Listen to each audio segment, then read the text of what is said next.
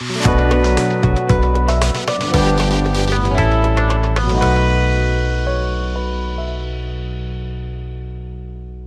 जी mutual fund के वर्तमान और संभावित निवेशक। आजकल तो मुकेश अंबानी और अनिल अंबानी ब्रदर्स के ही जलवे छाए हुए हैं जी। एक तरफ मुकेश अंबानी जबरदस्त जियो ब्लैक रॉक के साथ जो म्यूचुअल फंड लाने वाले हैं उसका उन्होंने सोशल मीडिया के ऊपर और फ्रंट लाइन मीडिया के ऊपर ज़बरदस्त एडवर्टीजमेंट डाल रखा है, तो दूसरी तरफ अनिल अंबानी भी पीछे नहीं रह रहे हैं और उन्होंने भी जो पिछला कर्ज को मैनेज कर लिया है और नए आयाम जोड़ने शुरू कर दिए हैं अपने बिजनेस में, तो उनके ऊपर भी बहुत सारी खबरें बननी शुरू हो गई हैं।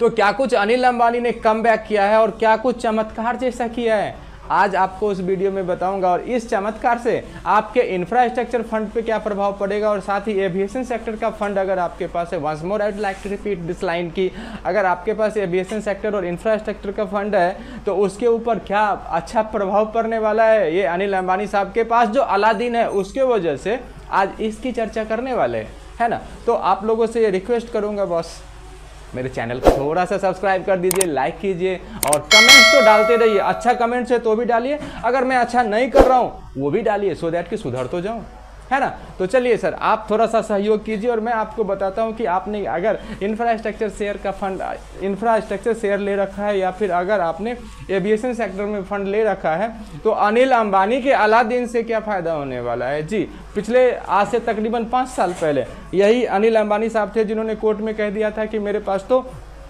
कॉर्पोरेट लायबिलिटी सेट ऑफ करना तो छोड़िए, मेरे पास तो पर्सनल लायबिलिटी सेट ऑफ करने भर को पैसे नहीं हैं, इन्होंने कहा था। और ऑलमोस्ट उस समय ये तमाम फाइनेंशियल मीडिया रिपोर्ट्स आ रहे थे कि उनके पास 1 लाख करोड़ का कर्ज है।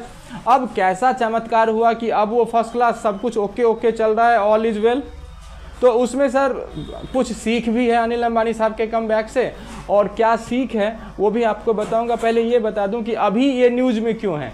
अभी सर न्यूज़ में इसलिए है कि अनिल अंबानी साहब का एक कंपनी है रिलायंस इंफ्राटेक, और इंफ्राटेक का एक वर्टिकल है रिलायंस एरो स्ट्रक्चर।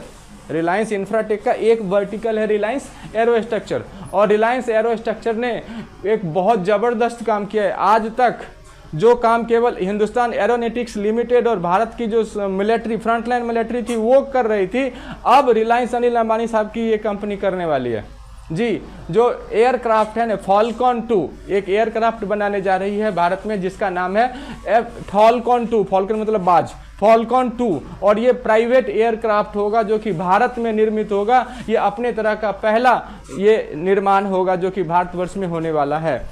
तो रिलायंस अनिल अंबानी का ये एरो स्ट्रक्चर, और इसका कोलेबोरेशन होगा फ्रांस का डिसॉल्ट नाम के एक कंपनी से। डिसॉल्ट पहले से ही बनाती रही है एरो स्ट्रक्चर, इस तरह के छोटे छोटे एयरक्राफ्ट, लेकिन अब इन्होंने अनिल अंबानी साहब के साथ मिल करके नागपुर में एक बहुत बड़ा प्लांट, लाखों एकड़ में प्लांट लगेगा और वहाँ ये फॉल्कॉन 2 बनेगा।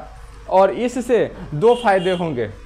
पहला फ़ायदा जो निवेशक लोग हैं उनको होगा, और दूसरा फ़ायदा हमारी सामरिक शक्ति में, भारतवर्ष की सामरिक शक्ति में और आर्थिक शक्ति में एक नया आयाम जुड़ेगा अनिल अंबानी साहब के इस प्रयत्न से। फॉल्कॉन 2 यानी कि एरो स्ट्रक्चर के क्षेत्र में बहुत बड़ा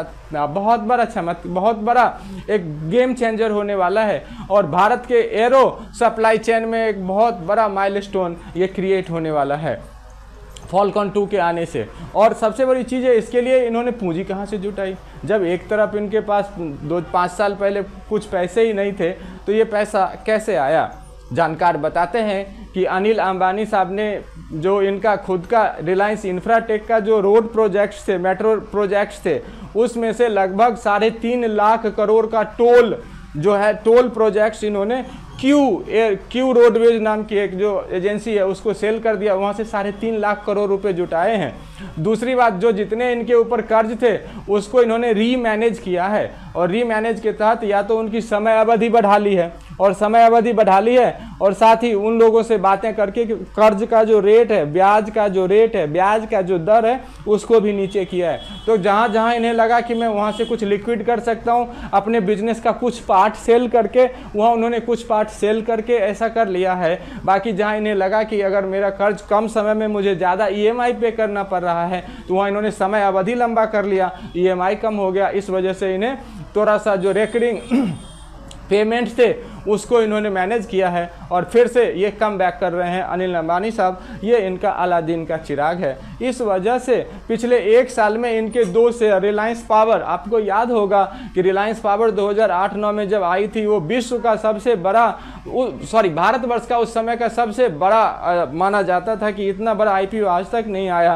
लेकिन बाद में क्या हश्र हुआ ये हम सबको मालूम था। लेकिन एक दूसरी चीज़ भी आज देखने वाली बात है कि रिलायंस पावर ने फिर से कम बैक किया है और उसी रिलायंस पावर ने सर 150% का 150% का फिर से बाउंस बैक किया है। तो रिलायंस पावर में बाउंस बैक से पावर सेक्टर के कंपनियों में ज़बरदस्त उछाल देखने को मिलता है। वहीं रिलायंस इंफ्राटेक में जब ये एरो स्ट्रक्चर का ये प्लांट लगने वाला है तो 90% सर इस क्षेत्र में भी उछाल देखने को मिला है। तो मैंने ये अनिल अंबानी के कमबैक के ऊपर और एरो स्ट्रक्चर के ऊपर जो आने वाला है बजट, इससे अगर आपका निवेश रिलायंस किसी भी इंफ्रास्ट्रक्चर सेक्टर में है, आपका निवेश अगर किसी भी एविएशन सेक्टर में है, तो आने वाले दिनों में इसका अच्छा इम्पैक्ट रहेगा, बहुत अच्छा इम्पैक्ट रहेगा या अच्छा इम्पैक्ट नहीं रहेगा, ये आने वाला समय बताएगा। हम भी देखेंगे, आप भी देखिएगा। बहुत बहुत धन्यवाद।